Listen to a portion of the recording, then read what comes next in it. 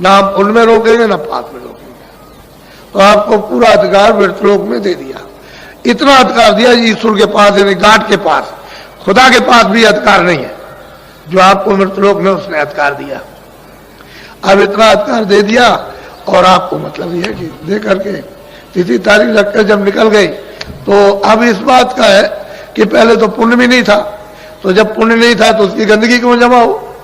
तो पाप तो था ही नहीं, तो पुण्य भी नहीं था, तो पाप और पुण्य। अब यह है कि पुण्य है तो पुण्य की भी गंदगी जमा होगी, बोझा जमा होगा, तैयार होगा। और पाप का भी, तो कभी पाप कभी पुण्य, कभी पाप कभी पुण्य। पहले तो आप बुरा काम करते नहीं थे, सब अच्छे काम, कितने युगों तक अच्छा काम करते रहे, लेकिन सवाल इस बात का कि पुण्य का भी बोझा जमा हो गया, अब उसका भी फल आपको पाना। पहले न पुण्य का था न पाप का था। फिर कभी आपसे बन गया अधिकार, आपको मिला तो आपने कभी एक झूठ बोल दिया, कभी दो झूठ बोल दिए, कभी चार, फिर झूठ बोल दिया, कभी धोखा दे दिया, कभी बेईमानी कर ली, ऐसे कभी कभी तो वो भी जमा हो गया। ऐसे जमा होते जब आपकी लाख बरस की उम्र है तो उसमें पता नहीं क्या क्या हो जाएगा। तो ये पाप पुण्य सब मिश्रित हो गए तो बोझा। लेकिन जब तुम्हारे ऊपर कोई बोझा नहीं था, पाप पुण्य का कोई विधान नहीं था, पूरी स्वतंत्रता थी, स्वाधीनता थी कि जब चाहो उसके पास जाओ, जब चाहो लौट आओ, दिन में 100 बार जाओ, 100 बार लौटे आइए उसके पास। लेकिन जब यह अधिकार दे दिया तो रोक टोक क्यों हुई कि ये पाप पुण्य, ये अच्छा ये बुरा, अच्छा बुरा, भाई यही से बंधन पड़ेगा। तो बंधन पढ़ते पढ़ते पढ़ते पहले तो आंख खुली थी, कान खुले थे, देववाणी सुनते थे, सब लोग सुनते थे, आंख खुली थी, यानी तीसरी आंख, तीसरा नेत्र सबका खुला था। कोई ऐसा नहीं था जिसका बच्चे बच्चे का खुला ना हो, सब आते जाते थे। यहां से स्वर्ग भी देखो, वैकुंठ भी देखो, इसको ईश्वर को भी देखो, पार ब्रह्म भी देखो, और मतलब यह है कि ऊपर चले जाओ। और आप मतलब यह है कि आप बंधन पड़ गया। तो जब बंधन पड़ा तो फिर आप बंध गए। अब यह है कि उसने ये कहा कि देखो भाई, अच्छा बुरा जो भी करोगे, हमने उसके लिए योनि बनाई, 4 खाने सेंट्रल जेल खाने बना दिए, 4 खानों के, अंडज पिंडज उपमज अस्तावत, ये 4 बड़े जेल खाने, और छोटे छोटे जेल खाने 84 लक्ष्य, ये मैंने जेल खाने बनाए। तो मैं इसमें से इसमें बंद करूंगा, अगर तुम ये काम खराब करोगे ये तो हम बंद करेंगे इसको। इसलिए महात्मा घूमते रहेंगे, बताएंगे सब जगह कि देखो ये अच्छा है, ये बुरा है, इस बुरे काम को मत करना, अच्छे काम को करना, ये अच्छा बुरा। तो आप लोग सचेत और होशियार रहते थे कि मैं बुरा काम नहीं करना, सब अच्छा करना। फिर उस अच्छे करने से मन बुद्धि और चित्त जब पवित्र निर्मल रहता था, तब ये कहा था कि भाई महात्माओं के पास चले जाना, वहां से तुमको रास्ता मिल जाएगा। तो आप उनके पास जाते थे, रास्ता लिया और चल दिया। लेकिन अब तो रास्ता बंद हो गया क्योंकि उनके पास जाओगे नहीं। फिर आप मन बुद्धि चित्त को इसको पवित्र न करके गंदगी लाद लोगे। तो जब गंदगी आपने लादी अपने ऊपर में, तो मेरी तरफ ये देखो, ये जीवात्मा बैठी हुई है, तो इसका हृदय इधर तो है नहीं कि भाई इतना सा हृदय हो। जितना सारा संसार है, ये सारा विश्व, जितना इस विश्व का आकाश है, उसके लाख हिस्से, यानी बड़े बड़े इसके और कर दिए जाए, उससे भी बड़ा है। इतना बड़ा इसका ये हृदय, ये इसको दिल कहते हैं, हार्ट कहते हैं। ये जीवात्मा का, सूरत का, रूह का, सोल का हार्ट ये।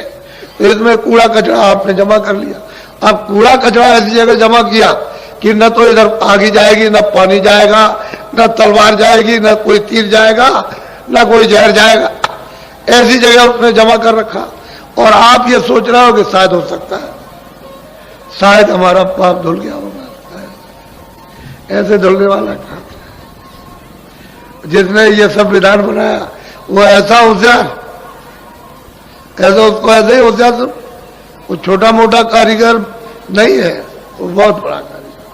तो जीवात उसने भी बड़ी तपस्या की, बहुत तपस्या की उसने।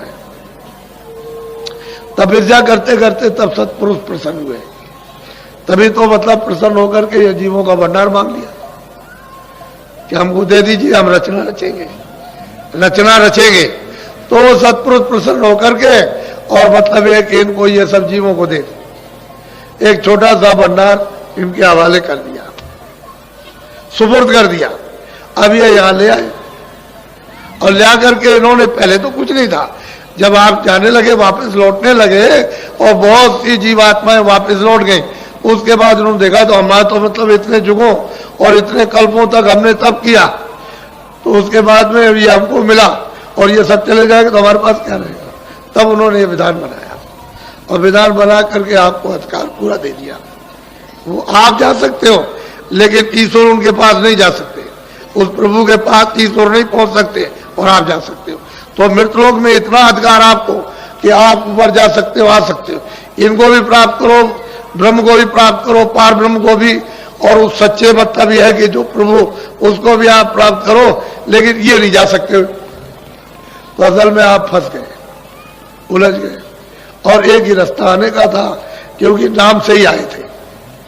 जैसे ये बिजली आ रही है, पावर हाउस में लगा हुआ प्लग, जब तक ये प्लग रहा रहेगा और बिजली वहां से बनती रहेगी, आती रहेगी, प्लग हटा दीजिए बिजली बंद हो गई। ऐसे ही शब्द है, नाम है, आवाज है, देववाणी है, उसी से उतर करके आई और दोनों आंखों के बीचों बीच में बैठा दी गई। तो ये डोरी पकड़े हुए थी, तभी तो आती थी जाती थी, फौरन चढ़ गई, फौरन उतर आई, फौरन चढ़ गई, फौरन उतर आई। यानी इतनी देर नहीं लगती थी, इतनी भी देर, ऐसे चढ़ गई, ऐसे उतर आई, चढ़ गई, उतर आई। सब देखती गई, सब देखती आई, सुनती गई, सुनती आई। लेकिन अब तो मतलब यह है कि आपने जब गंदगी को जमा किया, इस मतलब यह है कि आकाश में, इस हृदय में, तो ये कूड़ा कचरा जब जमा हो गया तो सब आकाश मैला हो गया, गंदा हो गया। तो जब गंदा हो गया तो आपकी आंख, आपके काम, दिव्य आंख, दिव्य कान, दिव्य नाक बंद हो गई, तो डोरी छूट गई। और नाम की, शब्द की, आवाज की, देववाणी की डोरी छूट गई। अब ये जीवात्मा अंधेरे में गिर गई। बस यही है। अब जब से आप गिरे अंधेरे में, अभी तक आप उजाले में खड़े नहीं हुए और वापस लौट के घर में नहीं गए। अब परदेश में रहते हो, जन्म है, मरण है, जन्म, मरण है, जन्म है, मरण, यही हो रहा। और क्या, भाई तुम्हारी उम्र मान लो 80 साल की है, 60 साल की है, तो दूसरे की उम्र में 2 साल की, किसी की 5 साल की, किसी 10 साल की, किसी की 15, जन्मो मरो, जन्मो मरो। तो यह स्थान जो है मृतलोक है, यह आपका किसी का कोई स्थान और किसी की कोई चीज नहीं। अब आपको काम के लिए दिया, उसको कहते हैं मेरा, उससे काम ले लो। भाई कोई आदमी आता है तो उससे काम ले लीजिए, आपका तो नहीं। सेवा का सब काम ले लो, उससे पानी भी पी लो, उससे खाना भी बनवा लो, उससे भी करो, वो भी कर लीजिए उसके, लेकिन आपका तो नहीं है। तो आपने काम ले लिया। तो चतुर वही है जो इन सब चीजों से काम ले लेते हैं और काम लेके समझते हैं हमारा तो कुछ है, ये तो दूसरे का दिया हुआ और दूसरे का सामान है और ये भी सामान दूसरे का। तो आप जब महात्माओं के पास पहुंचोगे तब तो ये युक्ति आपको काम लेने की आएगी, और जब तक महात्माओं के पास नहीं पहुंचोगे समझो कैसे, तब तक आप समझोगे अज्ञान में कि सब मेरा है, इसी में रोगे, चिल्लाओगे। तो मोह सकल व्याधियों का मूल है, समुद्र है, समुद्र है। सागर कहते हैं, उसमें डूब गए। अब ये कैसे छोड़ देगा जब उसमें डूब गए, निकालेगा कौन मोह से? संपूर्ण व्याधियां मोह से, उसमें डूब गए, खजाने, उस व्याधियों के खजाने में डूब गए। अब बिना महापुरुषों के नहीं निकल सकते, तो जगा हुआ महापुरुष चाहिए। कोई दाढ़ी बाल हमारी तरफ से अगर कोई रखा ले और कहते कि भाई तुम साधु हो गए, इसका नाम साधु नहीं है। साधु नाम तो उसका है जिसकी जीवात्मा जाग जाए और उस प्रभु का साक्षात करे, उसको साधु कहते हैं, महापुरुष कहते हैं। अब वैसे साधना के लिए कोई भेष बनाओ, सफेद कपड़े पहनो, गेरू कपड़े पहनो, लाल पहनो, तुम काले पहन लो, तुम कुछ पहन लो, तो इससे कुछ मतलब नहीं। वो बगैर दाढ़ी वाला भी प्राप्त करेगा, दाढ़ी वाला भी प्राप्त करेगा, कपड़े वाला भी, नंगा भी प्राप्त करेगा। लेकिन यह है कि वो इन सब चीजों में पता नहीं, और तुम बन जाते हो कि हमारे गेरू कपड़े, हमारे सफेद कपड़े, हमारे काले कपड़े, हमारा ये, हमारा वो, तो इसमें समझते हो कि हम साधु हो गए। ये साधु नहीं, जिसकी जीवात्मा जाग जाए उसको कहते हैं साधु। इसको असल में चीज है कि आए थे अपने घर से और घर का रास्ता छूट गया, हम नहीं ले। अब चारों तरफ भटकते हो कि भाई तू बता दे, तू दे दे रास्ता, तू दे दे, इधर जा रहे चले जा रहे हो, तब तक तुम्हारा समय पूरा हो गया। क्यों? कि मनुष्य जीवन का कर्म जो पुण्य होता है मनुष्य शरीर पाने के लिए, वो तो एक एक कण इकट्ठा होता है। वो उसमें से क्या तुम करते हो, उसमें से एक इकट्ठा हो गया। बाकी 4 खानों के अलग अलग अलग अलग यानी कर्म पुण्य, पशु का, पंछी का, कीड़ों का, यानी इनका अलग अलग जो कर्म है और उसका जो अलग अलग पाप पुण्य वो अलग अलग जमा होता है। उसको उसी उन्हीं में मिलेगा, आपका होगा आपको इस उन्हीं में मिलेगा। तो मनुष्य शरीर के कर्म अलग है प्राप्त करने के, और पशु इत्यादि पंछी उनके अलग कर्म है, तो उसका भोग अलग है, इसका भोग अलग है। तो आप मनुष्य शरीर का तो कोई काम करते नहीं कि आपको फिर मिल जाएगा। अब आपको तो पता है नहीं, आप तो समझ लेते हो मैंने कर लिया होगा, तो तुम्हारे समझने से क्या होने वाला, अंधेरे में क्या समझोगे, जब तक उजाला नहीं होगा तब तक कुछ नहीं समझ सकते हो।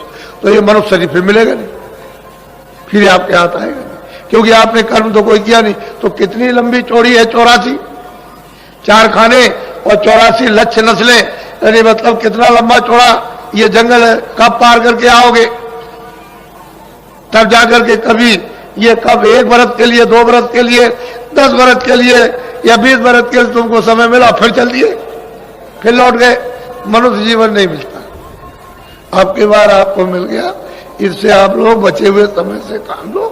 हमने तो आपको यहाँ पर जो बुलाया है, ऐसा कोई आदमी समझता था कि इतने आदमी आएंगे, सब अंधेरे में थे।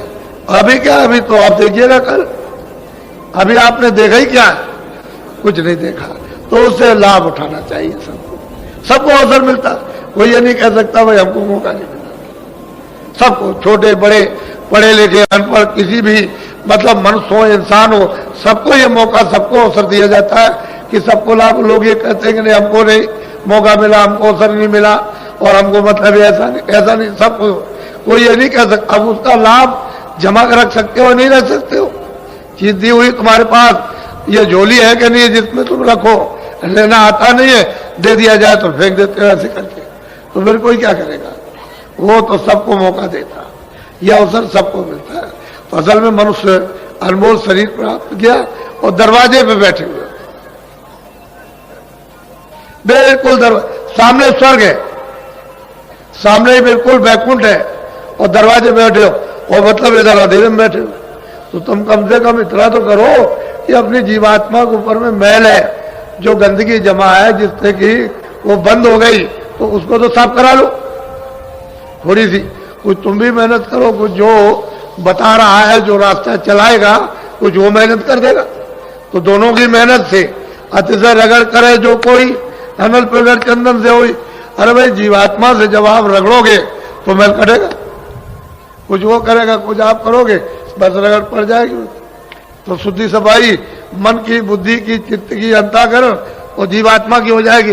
अंतःकरण उसी हृदय को कहते हैं, उसी आकाश को जिसमें ये सब कूड़ा कचरा जमा हो गया, उसी को कहते हैं सफाई। जब तक वो नहीं साफ होता तो आपको दिखाई क्या देगा। आप तो दरवाजे में बैठे हो और शरीर के बाहर बैठे हो, कोई शरीर के अंदर नहीं हो, लेकिन कूड़े कचरे की वजह से, यानी मतलब यह है कि दब गए, अब नहीं छोड़ सकते उस पर्दे को, कि उसने और आप दोनों का पर्दा एक मिल गया, जमा हो गया। अब इसका उससे संबंध, उसका इससे, तो दोनों का संबंध हो गया, बीच में वो दब गई। तो जीवात्मा तो चेतन है, वो तो जड़ है नहीं, उसमें तो आंख भी है, कान भी है, नाक भी। अब ये शरीर में काम लेने के लिए शरीर के कान है, शरीर की आंख है, शरीर की नाक है। अगर ये नहीं रहेगी तो मतलब ये है कि आप मतलब क्या देखोगे, क्या सुनोगे।